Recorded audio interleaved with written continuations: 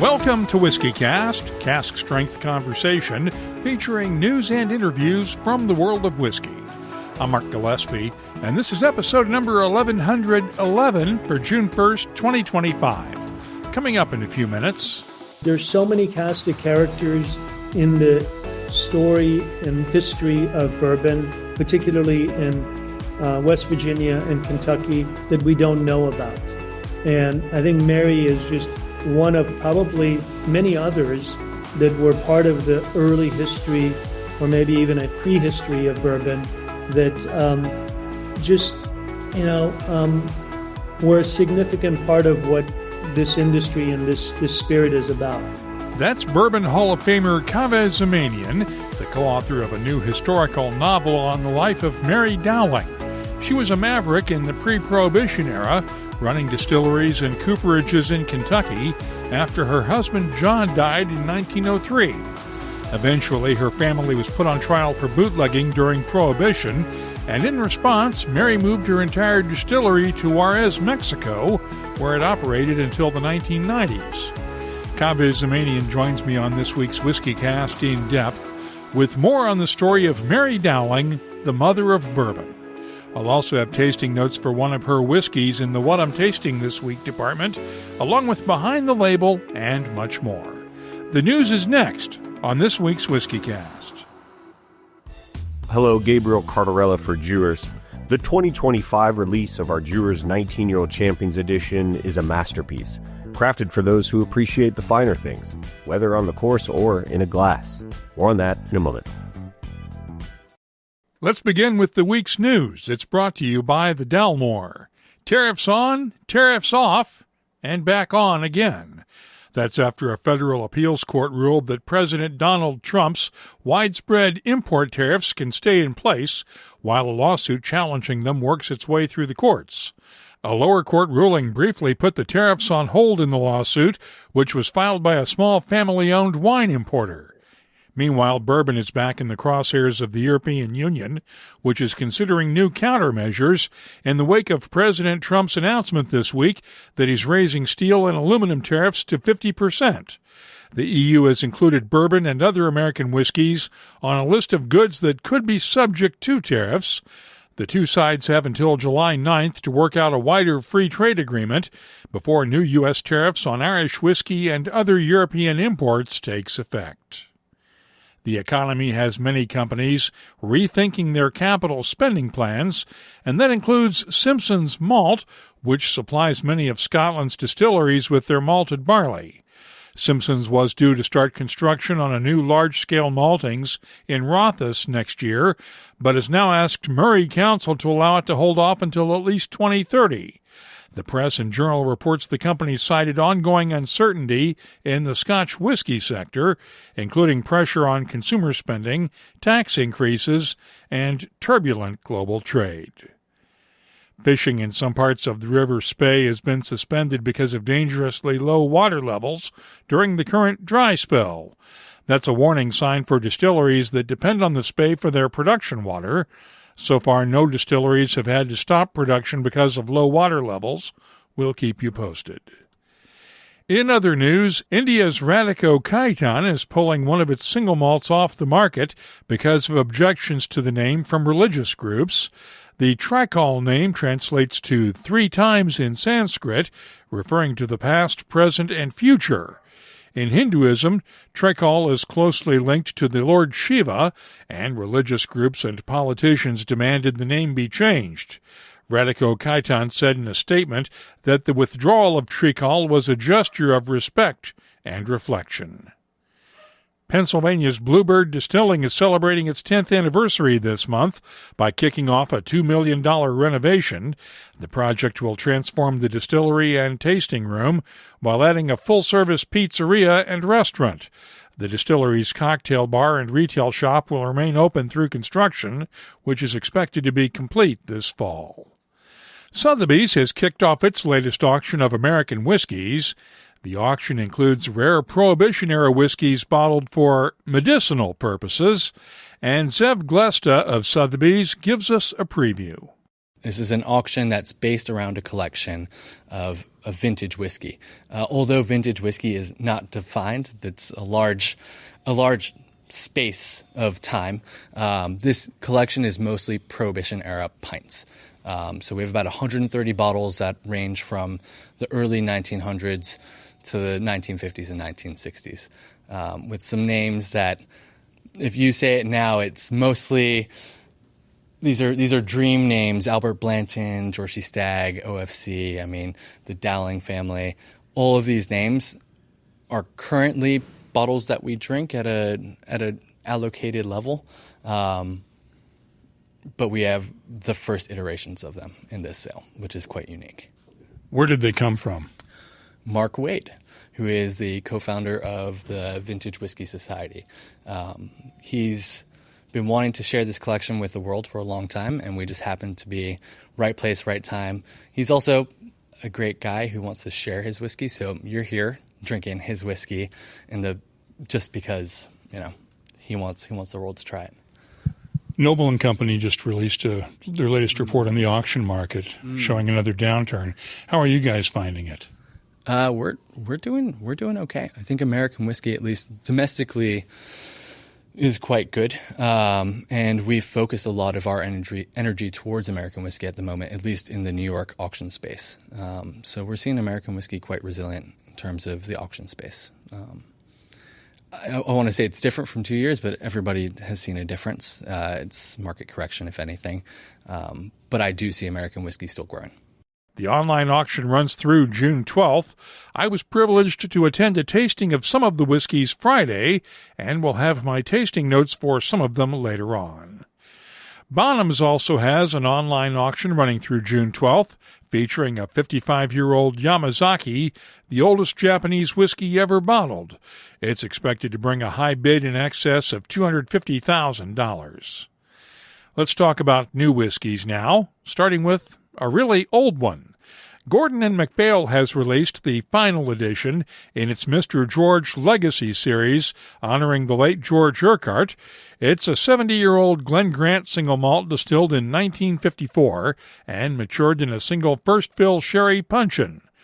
Only 130 bottles will be available to mark the company's 130th anniversary last weekend. They're priced at £8,000 a bottle. I received a sample, and I'll have my tasting notes for it in a few minutes. Suntory is about to release its annual Story of the Distillery single malts from Yamazaki and Hakushu. They're the second releases in the series, and the Hakushu is matured in ex-bourbon barrels. Both are priced at around $420 a bottle through Decanta, and we should note that the House of Suntory is a sponsor of WhiskyCast. Northern Ireland's Titanic Distillers has released its first 5-year-old pot still Irish whiskey. The Belfast distillery is selling it through its website for £44.95 plus shipping.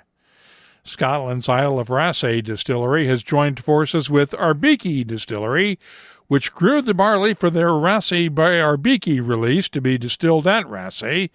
It's matured in ex-Woodford Reserve barrels and is a UK exclusive. It's available through Royal Mile Whiskies for £74.95. Douglas Lang & Company has released a new limited edition Scallywag blended malt.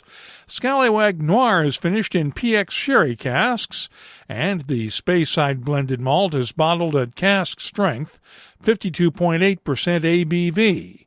It's available through whiskey specialist shops for £65 a bottle. And the recently revived London Distillery Company is launching its first whiskey this week. Renaissance, the revival release, comes from the remaining London Distillery Company casks filled between 2011 and 2020, when the original distillery went into administration. It was acquired by Glenmore Spirits and revived earlier this year, though it doesn't have a physical distillery yet. Renaissance will be available exclusively through Berry Brothers and Rudd starting this Friday, June 6th, for £89 a bottle. And finally, from the Human Resources Department, Kentucky's Whiskey Thief Distilling has named Lisa Roper Wicker as its Director of Distilling. Lisa is a longtime friend of the show, and we wish her well in the new venture. You can keep up with the latest whiskey news all week long at WhiskyCast.com and in the WhiskyCast community app. The news is brought to you by the Dalmore. Hello, Richard Patterson here, Master Distiller, Master Blender for the Dalmore. You know, whenever the team and I are in the world sharing our exceptional single malt, we like to keep in touch with Mark Gillespie and the latest news from WhiskyCast.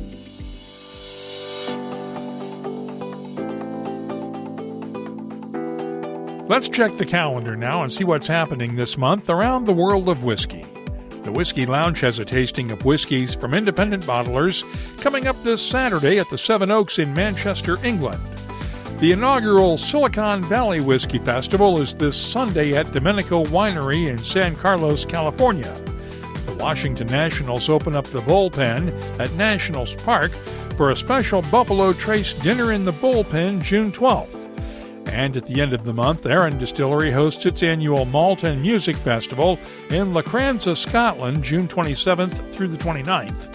And Hard Truth Distilling in Nashville, Indiana, hosts the Charred Truth Live Fire Invitational Barbecue Cookout on the 27th and 28th. If you're organizing a whiskey event, let us know about it. We'll add it to the calendars at WhiskyCast.com and in the WhiskyCast community app. Dewar's 19-Year-Old Champions Edition is more than just exceptional whiskey. It's a tribute to the U.S. Open Championship. Each year's limited edition release is crafted to honor the host course, integrating its spirit through a unique cask finish. For the 2025 tournament at Oakmont in Pennsylvania, Dewar's continues this tradition with an exceptional 19-year-old whiskey, double-aged, then finished in a way that nods to Pennsylvania's long-standing connection to apple brandy. Created by six-time Master Blender of the Year Stephanie McLeod, this year's edition is finished in Calvados apple brandy casks, imparting layers of green apples, apricots, citrus, warm spice, and a touch of honey. This isn't just a tribute, it's a masterclass in blending. Seek it out, savor every drop, and trust me, you'll be glad you did. Please enjoy responsibly. Copyright 2025, Dewar's is a trademark. Imported by John Dewar & Sons Company, Coral Gables, Florida. Blended Scotch whiskey, 43% alcohol by volume. This week on WhiskyCast In-Depth, we're looking at the life and times of Mary Dowling, the subject of the new book, Mother of Bourbon. Authors Kaveh Zamanian and Eric Goodman constructed a historical novel about Dowling, who ran the Waterfell and Fraser distillery with her husband John until his death in 1903, then ran it by herself until the start of Prohibition. After two of her sons were put on trial for bootlegging during Prohibition, she got mad and moved the entire distillery to Juarez, Mexico. That's just skimming the story, and the book is a great read. Kaveh Zamanian joined me on a Zoom call the other day to talk more about Mary Dowling and her life. So, what were you trying to accomplish when you sat down to write Mother of Bourbon? Well, I was primarily thinking about how to capture and share Mary's remarkable story and hopefully be able to have a platform to be able to introduce her to a wider audience, and particularly whiskey fans that have never heard about her. Who was Mary Dowling? So Mary was daughter of Irish immigrants who married a gentleman named John Dowling, an Irish immigrant. These guys settled in Kentucky essentially right around the Civil War, and Mary and John came together to build really an amazing business combination of cooperages and distilleries in Kentucky right after the Civil War, leading up to the turn of the century when John passed away. They worked together as partners, and then after John passed away in 1903, Mary took up the mantle and not only continued to, against all odds, grow the business, but also to establish herself as one of the genuine baronesses of Kentucky bourbon. And she did this at a time when women were not widely regarded as being suitable for business, right? Absolutely. Not only they were not seen as suitable for business, they were, even when they demonstrated their business chops, as Mary had, they were essentially opposing forces that she had to contend with. And that's one of the things that I think makes her a really special character in bourbon history, because when John passed away in particular, bankers closed the line of credit, a distributor dropped her. There was a lot of anti-Irish sentiment and prejudice and bias that led to various incidents that created all kinds of havoc in her life and in her business. And she had to overcome all those things. So 100% that there was a lot of anti kind of female sentiment in terms of business, but also additional things that she had to contend with. I found it interesting that this is a historical fiction, which means that you didn't have access to all of the actual details of what happened in her life, but you and your co-writers sort of filled in the blanks, as it were. Yeah, so we did not create any necessarily fictional characters. I think we tried to stay true to Mary and the cast of characters in her life. We were fortunate to be able to have conversations with Mary's descendants, be able to have access to pictures, letters. We also, believe it or not, were able to get a lot of information through newspaper.com and all these really historic articles that came out around various occasions and experiences that she had. For example, the court and the prohibition issues that she had to face with. And all in all, we were able to essentially construct or reconstruct her life. And what we took liberties in was to imagine conversations and dialogue that happened at various occasions. And that's where the fictional aspect comes in. And that's where you had to imagine, as you say, the dialogue, because it's very creatively written and very engaging. And I found it to be almost too good of a historical novel. Well, I appreciate it. Like as an example, we know for a fact that her distributor dropped her. We know that for a fact that subsequently she was able to secure distribution with Grums and Ulrich in Chicago. And we know the characters that were involved in that business. We know that the bank in Lawrenceburg closed her line of credit, and we also know that she was able to fund a new bank and was denied a board seat. So we imagined all those occasions. What was it like for her to sit in, for example, a bank boardroom and have a conversation with the board members about funding the bank but not being able to get a board seat, or being able to have a conversation with the new distributor or the old distributor? What were those conversations like, and what kind of exchange that they had? And that's where, again, we took some liberties imagining those discussions and how she must have conducted herself and conducted her business.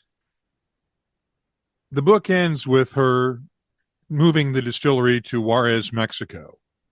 Okay. And it operated until the 1990s, if I remember correctly. Yeah, you're right. They basically were operating up until the 90s. The family really sold the business at a certain point, but this was after 1964. In 1964, the distillery was still making bourbon, and it was the only obstacle, if you would, for bourbon becoming declared as an American spirit. So there was conversations. Her descendants in New York, there were two female descendants that were protesting the commission trying to establish bourbon as an American spirit. Ultimately, they agreed and acquiesced to stop making bourbon in Juarez. in order to clear the path for bourbon to be formally declared by Congress as an American spirit. But they continued to own it and had some ownership till the late 60s, and then they sold it. Why did she move to Juarez of all places?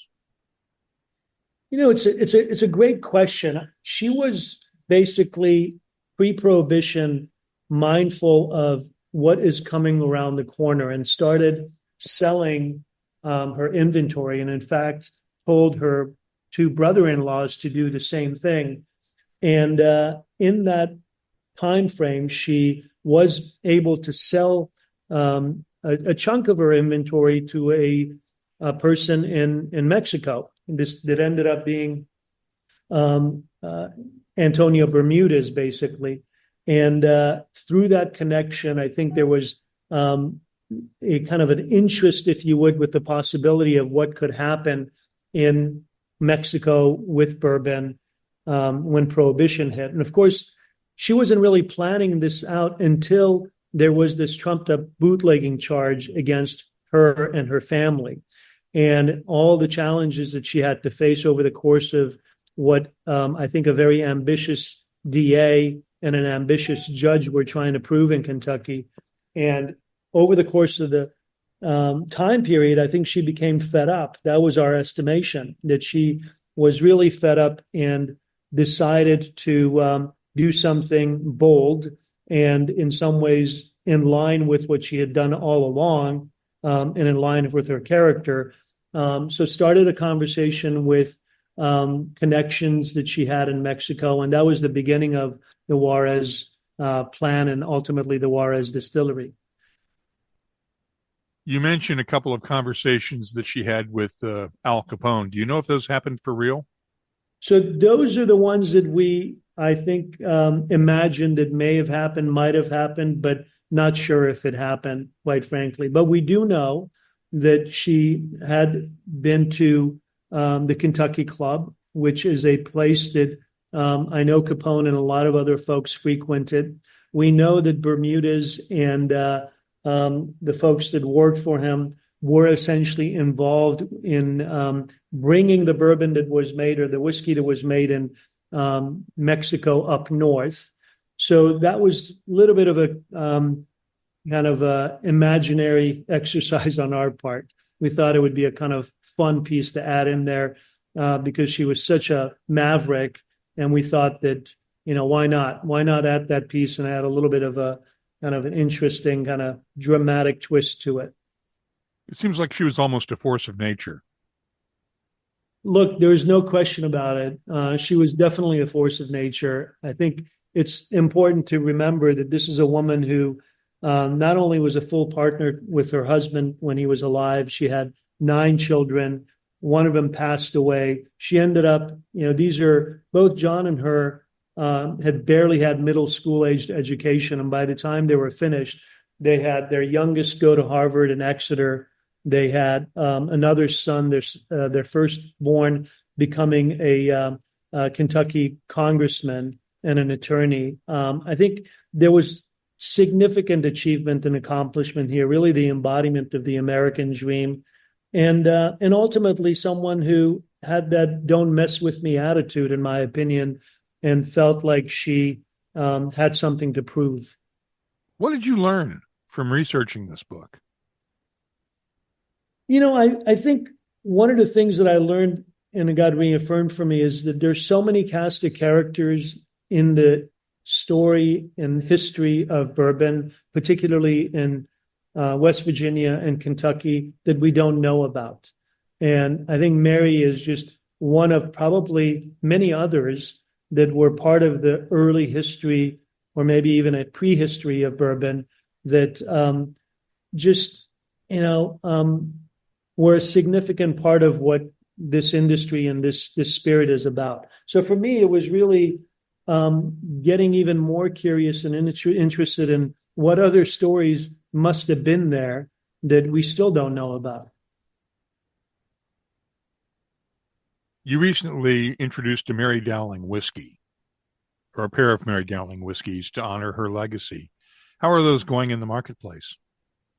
They're going well. I think we have three expressions. We have a weeded double oak, and we have a high rye that's finished in tequila casks. The high rye finished in tequila casks is really a nod to the Juarez distillery. We thought that it'll be interesting to bring something that brings that connection to light in the liquid, in the bottle. I think the weeded in particular is really a lovely, lovely expression of a weeded bourbon that we make here actually at the Rabbit Hole Distillery. And it's a way of bringing something that's a little bit more approachable and sweeter in the lineup. And the double oak to me is one that really is more for a connoisseur. It's bottled at cask strength. All three of them give you a range of experience and hopefully honoring Mary and her legacy. And I think so far they're doing really well as we launched in the last year to year and a half. Will we see more of them? I certainly hope so, and I certainly hope, Mark, that this book allows people to not only discover Mary's story, but also be able to open up a bottle and have a dram and to be able to not only learn about her story, but hopefully share her story. It sounds like she should belong in the Bourbon Hall of Fame. Well, I certainly hope so. I think she definitely warrants at least a consideration. You have an opportunity to put her up as part of Rabbit Hole and being in the Hall of Fame yourself. Would you do that? We actually did nominate her this year, so we'll see how it plays out. I just submitted my recommendation about 3-4 weeks ago, and we've got our fingers crossed. Kaveh Zamanian is the co-author of Mother of Bourbon, and we've included a link to order the book in the show notes for this episode at whiskeycast.com. Thanks to the folks at Sotheby's and Vintage Whiskey Society co-founder Mark Wade, I was actually able to taste a Mary Dowling whiskey this week. Let's start off the What I'm Tasting This Week department with the Black Gold 20-year-old bourbon Mary's Distillery produced in 1914. It was eventually turned over to the American Medicinal Spirits Company, which bottled it in 1934 after Prohibition ended. It's a bottled and bond whiskey at 50% ABV, and the nose has touches of cherry cola, old leather-bound books, cedar, and a hint of rancio. The taste is very hot and spicy with black pepper and cherry cola notes, and a hint of honey in the background, and the finish is medium length and spicy. I probably shouldn't assign a modern-day score to such an old whiskey, but I gave it an 87. Kaveh Zamanian mentioned the Dowling brothers, Mary Dowling's brothers-in-law, who ran their own distillery near Lawrenceburg, Kentucky, and also had whiskey distilled for them at the APH Stitzel Distillery in Louisville's Butchertown neighborhood, the predecessor of the Stitzel-Weller Distillery. Our next whiskey is a Dowling Brothers 100 proof from 1916 that was bottled in 1928 for medicinal purposes at 50% ABV. The nose is light and fruity with a hint of dust and touches of apples and cola. The taste has notes of cola, molasses cookies, honey, and baking spices that grow slowly and last through the finish. This may have been one of the earliest examples of a wheated bourbon, and I'm scoring the Dowling Brothers 100 proof an 83.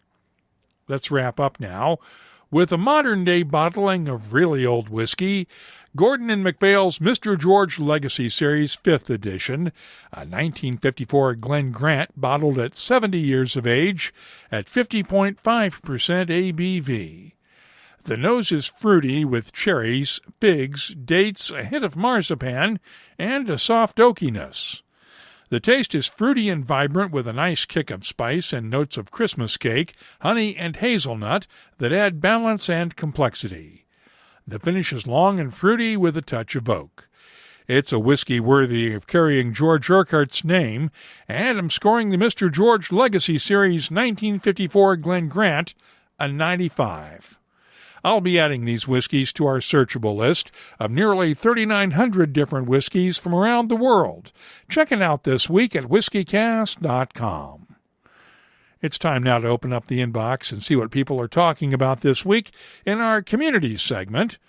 Had a comment from Matthew Elder of Ranger Creek Brewery and Distillery in San Antonio on last week's segment on Texas whiskeys compared to whiskeys matured in other climates. Having worked for a Texas distillery just down the road from Milam and Green for the last 18 months, and just getting back from my first trip on the Kentucky Bourbon Trail, I'm very interested in how this turns out. Brian Redden has had it with the arguments over terroir in whiskey. He posted this on X. Can't believe this is still seriously debated after the Waterford whiskey releases and many other similar distilling and aging experiments.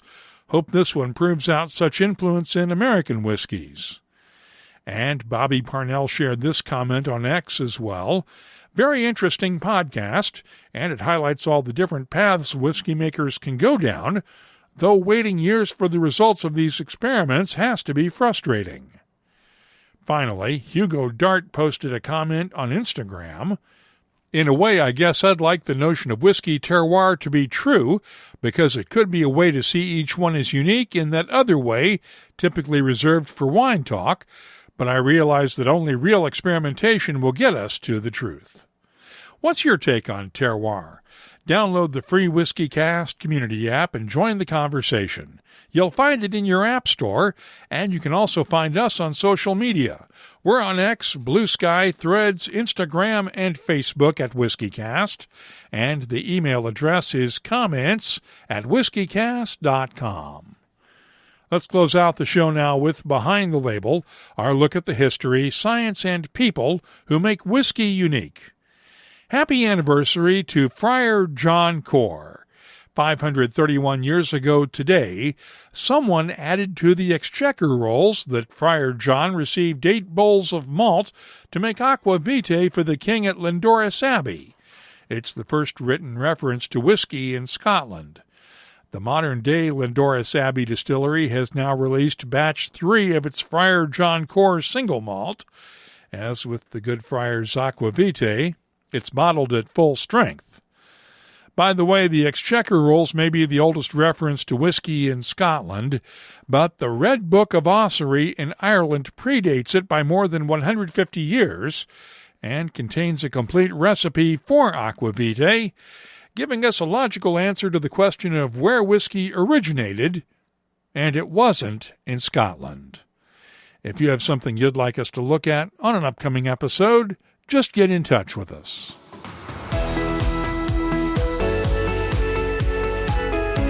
That's all for this episode of WhiskyCast. You'll find links for the stories in this episode in our show notes at whiskycast.com. That's also where you'll find the latest whiskey news, my tasting notes, the calendar of events, the whiskey photo of the week, and, of course, a complete archive of past episodes going all the way back to 2005. Get in touch with us. Download the free WhiskyCast community app from your app store or find us on social media. We're on Blue Sky, X, Threads, Instagram, and Facebook at WhiskyCast, and our email address is comments@whiskycast.com. Discover the 2025 limited release of Dewar's 19-Year-Old Champions Edition, finished in Calvados apple brandy casks, a perfect fusion of craftsmanship and tradition. Here's to great whiskey and the game that inspires it. WhiskyCast is a production of Cask Strength Media, copyright 2025, and comes to you from the charming, yet regrettably dry town of Haddonfield, New Jersey. I'm Mark Gillespie, reminding you that when you drink, please drink responsibly. Thanks for listening.